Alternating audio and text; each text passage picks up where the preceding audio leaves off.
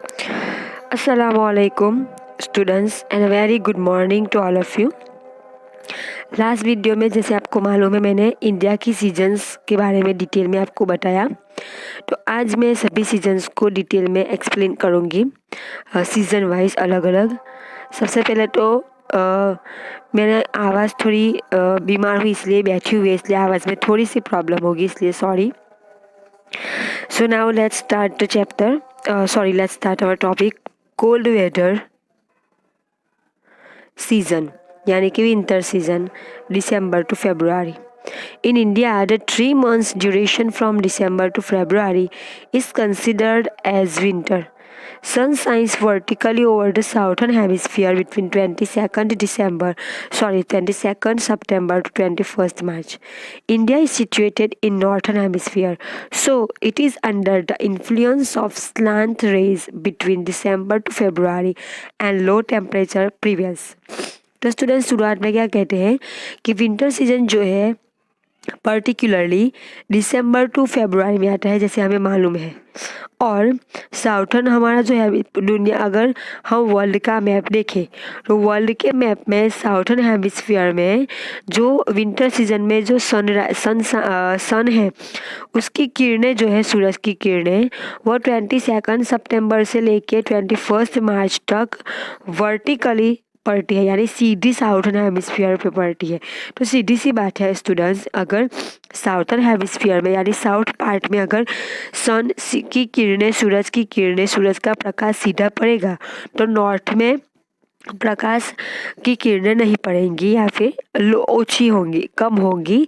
तो जाहिर सी बात है, तो इंडिया नॉर्थ हेमिस्फीयर में आया हुआ है, तो इसकी वजह से क्या है कि सूरज की सीधी किरणें हैं साउथर्न हेमिस्फीयर में गिरती है, तो नॉर्थ हेमिस्फीयर में सूरज की किरणें स्लैंट यानी थोड़ी सी क्रॉस गिरती है, एकदम ही सीधी नहीं गिरती नॉर्थ हेमिस्फीयर पे, क्योंकि सीधी तो कहाँ पे गिरती है, साउथर्न में।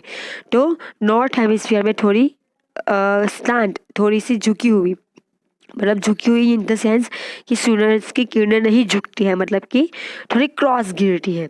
तो इसी की वजह से क्या होता है, टेम्परेचर लो होता है, हाई नहीं होता, क्योंकि साउथर्न अगर पूरी की सूरज की सभी किरणें एकदम सीधी गिरती होंगी तो वहाँ पे टेम्परेचर हाई होगा और गर्मी होगी, लेकिन यहाँ पे तो स्लांट गिरती है, इसलिए इंडिया के अंदर टेम्परेचर लो होता है विंटर सीजन में।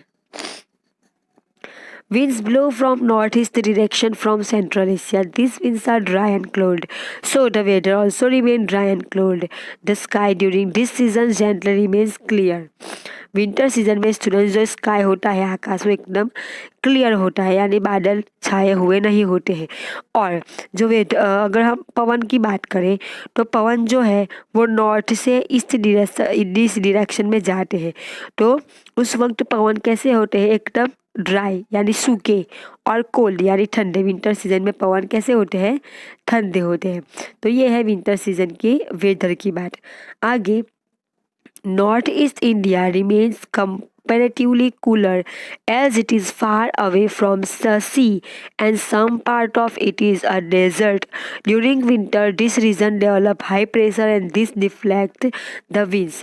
Dry and cool winds are generated due to high pressure. अब स्टूडेंट्स नॉर्थ और ईस्ट में क्या होता है कि नॉर्थ ईस्ट इंडिया में ज़्यादातर ठंडी होती है विंटर सीजन में। क्यों? क्योंकि ये नॉर्थ और ईस्ट का जो इंडिया का पार्ट है वो समुद्र से दूर है, तो इसी की वजह से, समुद्र से दूर होने की वजह से, और उसका कुछ पार्ट डेजर्ट एरिया है यानी कि रेगिस्तान। तो रेगिस्तान में हमें जैसे मालूम है कि विंटर सीजन में रेत ज़्यादा ठंडी हो जाती है, इसी वजह से स्टूडेंट्स विंटर सीजन में नॉर्थ और ईस्ट इंडिया में ज़्यादातर हमें ठंडी देखने को मिलती है। और विंटर सीजन में अगर हम बात करें तो ये जो नॉर्थ और ईस्ट का एरिया है वहाँ पे प्रेशर कैसा होता है, हाई होता है, और इसी की वजह से जो पवन होते हैं हाई प्रेशर की वजह से एकदम सूखे और ठंडे होते हैं, इसलिए यहाँ पे हमें ज़्यादातर ठंडी देखने को मिलती है। This winds reduce the temperature of the place basis over which they flow. In Delhi, temperature often goes below 10 degrees Celsius during winter. It remains around 16 degrees in Allahabad, is 18 degree in Kolkata. धीरे धीरे students जैसे ही पवन आगे बढ़ता है उसका temperature धीरे धीरे लो हो जाता है और इसी की वजह से वो जब दिल्ली पहुंचता है तो उसका टेम्परेचर 10 डिग्री का होता है. वो जब इलाहाबाद पहुंचता है उसका टेम्परेचर 16 डिग्री होता है और कोलकाता में 18 डिग्री का होता है. At this time temperature in Himalaya is much less. The January temperature of Simla, Darjeeling is around 5 degrees Celsius. After the snowfall in Himalayas, the cold and heavy winds rush towards the North India plains. As a result, these plains along with Gujarat and Rajasthan are under the grip of cold wave. अब students यहाँ देखने लायक बात क्या है कि जब winter season में हिमालय पर्वत पे बर्फ गिरती है तो वहाँ से जब ये पवन पास होके गुजरात में एंटर करता है, राजस्थान में एंटर करता है, तो स्टूडेंट्स जाहिर सी बात है, कॉमन सेंस की बात है कि हिमालय में बर्फ़ गिरी थी तो वहाँ से पवन बह के आएगा तो बर्फ़ की वजह से वो पवन भी ठंडा हो जाएगा, बराबर. तो जब ये पवन हिमालय से आता है तो एकदम ठंडा होता है. तो जब ये गुजरात में एंटर करता है और राजस्थान में तो उसी के साथ बहुत ज़्यादा ठंडी पवन अपने साथ लेके आता है क्योंकि पवन बहुत ठंडा होता है. टेम्परेचर डिक्रीज सडनली और टेम्परेचर बहुत गिर जाता है और ठंडी बहुत ज़्यादा बढ़ जाती है. Frost in some area destruct the cotton crop.